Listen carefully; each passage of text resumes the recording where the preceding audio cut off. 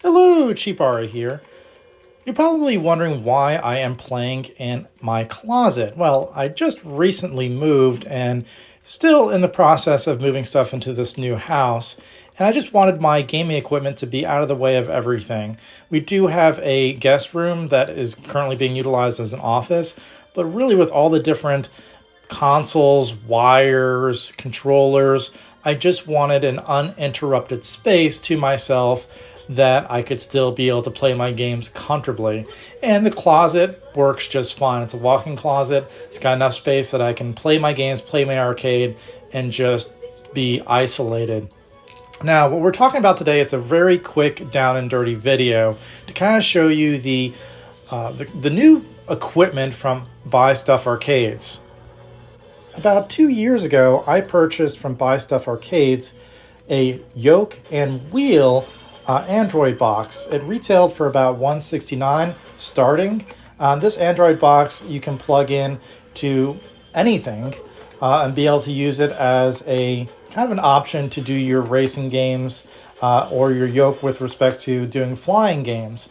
And it's a great option, fairly affordable at $169. It plays arcade or early arcade, PS1, PSP, N64, Dreamcast, things of that note. And it plays it well, so you can hook up your USB racing wheel. A number of different options are completely compatible with that Android box from Buy Stuff Arcades, and it's just a great option to kind of create your own racing cabinet inexpensively. So what I have here, I'm using my Arcade 1-Up shell. I took out the guts and I just put a regular monitor that I can hook up any HDMI console or Android box to. And I have the Android box from Buy Stuff Arcades hooked up to it. Now, with this new option offered by Buy Stuff Arcades, there's now an upgrade available to that yoke and wheel gaming box. Now they have the yoke, wheel, and light gun box. This option is an upgrade. So the upgrade is about $35 shipped. You can swap out the SD card with their new option, their new SD card. And not only does it include flying and racing games, it now includes plenty of shooting games as well. Once again, from the early arcade, PS1, and Dreamcast days. And as you can see here, works well. If you hook up, there is a selection of different guns that are compatible with it, like Gun 4IR. You've got the retro shooter guns, but I'm using the Sinden Lightguns. And the Sinden Lightguns are also very high quality and inexpensive fairly, at anywhere between $200 to $220 for kind of the base models of those guns. And with this gun, you use the reload function of the gun rather than actual pedal for most of the games. Of course, you can also point away from the screen to reload for those games that have that functionality, but it works great. And as you can see here, it is accurate. I just kind of suck. But honestly, it's a great option if you want to have kind of this multi-cade for anything that is not your standard kind of beat 'em up that uses the arcade deck. If you want to do racing, if you want to do flying, if you want to do a shooter that you're actually doing a light gun, this is probably one of the more affordable options for you, having a great selection of games.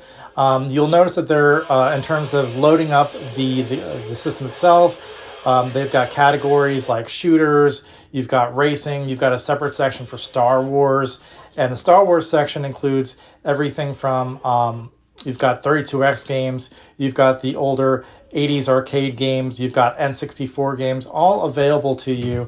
Just a great selection of games. There are some notable omissions. I don't see Virtual Cop on here, but you do have the House of the Dead games. You do have Confidential Mission from the Dreamcast.